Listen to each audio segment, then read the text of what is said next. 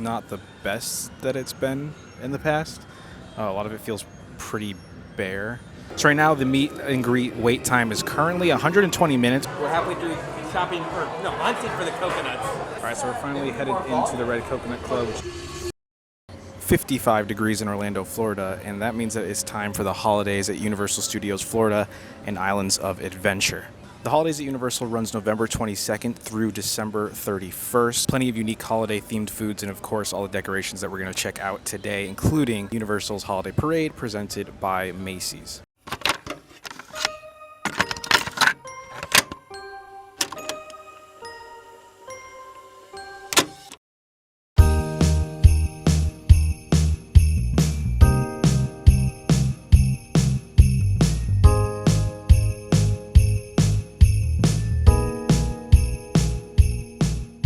Just off the bat, if we're talking decorations, Universal really pulls out all the stops every year. Hollywood Boulevard is absolutely amazing to walk down. There's little Santa hats on all the street lights. There's fake snow, real snow, falling from all the different buildings. There's Earl the Squirrel meet and greets, so many different food items, and we're going to go check those out today.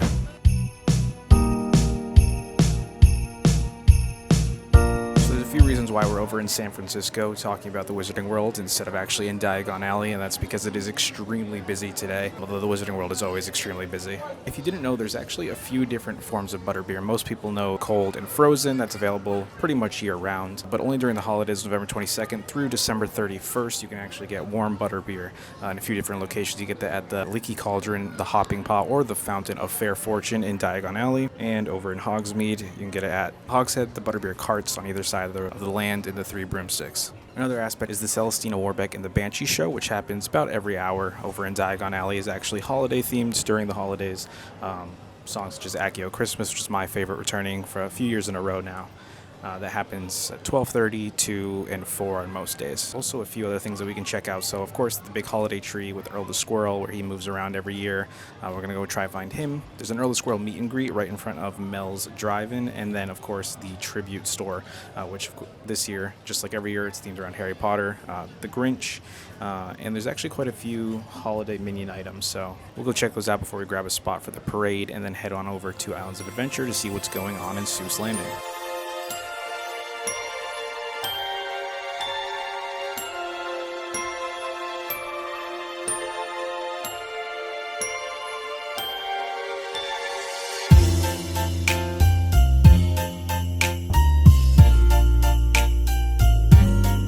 So what do you guys think about the holiday tribute store this year? To be completely honest, it's not the best that it's been in the past.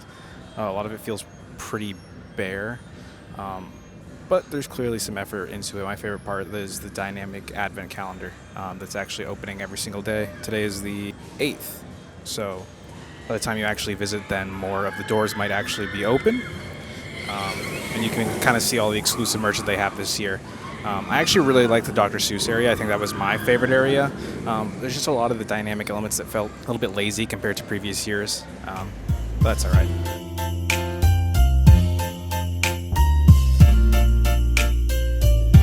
So the Universal's Holiday Parade presented by Macy starts every day at 5:30 p.m. and there's actually a Universal Orlando annual pass holder exclusive viewing area right in front of Mel's Drive-In, and that's actually where the parade starts as well. So this year it'll actually come out right in front of the horror makeup show and take a left and go through Minions Land, come all the way around Transformers, and then go back out right there in front of the horror makeup show. So a lot of the floats are actually reused from previous years, but if you've never seen it before, I still recommend finding a spot, popping down maybe like an hour in advance on busy days. On a day like today, I would probably drop in around 5, but you can still actually get a spot pretty much any time of the day.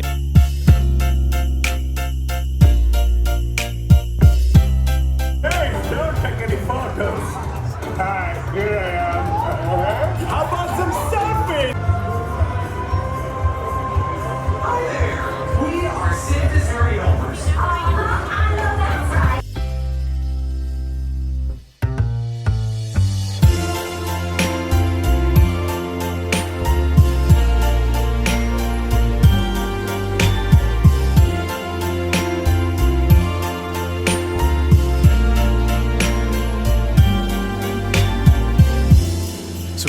to Sneech Beach to discuss what's going on at the holidays in Seuss Landing. The Who's are out in full force. They're doing meet and greets with all the guests. They're running around. They've got presents. They've got all sorts of different props. The mayor is here. Cindy Lou Who is out. It's great. Now, of course, one of the main draws of being in Seuss Landing, like we mentioned before, is the Honk Honkers meet and greet with the Grinch. It is not something that you really expect to see at Universal, like when you're lining up to meet other characters, where you're just kind of waiting in line and then you take a picture, you take a video, and you move on. You are in a very intimate space with the Grinch, so you do actually get that experience where you get to stand there and speak with the Grinch. He's very much takes inspiration from the Jim Carrey adaptation, which I know Dr. Seuss's family was not a huge fan of, but a lot of the fans were, and that's kind of what keeps people coming back to this meet and greet every year. So right now, the meet and greet wait time is currently 120 minutes, which is actually about half of what I usually see. Like I said, I usually see it around 240 minutes. Unfortunately, time is limited today for me, so we will not be doing a meet and greet with the Grinch, but we will see him next year. Now, along that same line is the Who-liday Spectacular musical show, and that is a musical retelling as the trolley comes over.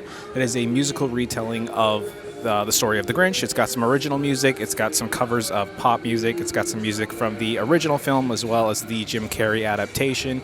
Again, the Who's, the makeup's all there, plenty of original characters. It's the same show every year. That happens every hour on the half hour up until about 6:30 for when the park closes at 8, 9, or 10. So the entrance to that is actually right next to the Circus McGurkus restaurant, and you'll actually head backstage. And the show actually takes place in the old Blue Man Group Theater back behind Rip Ride Rocket.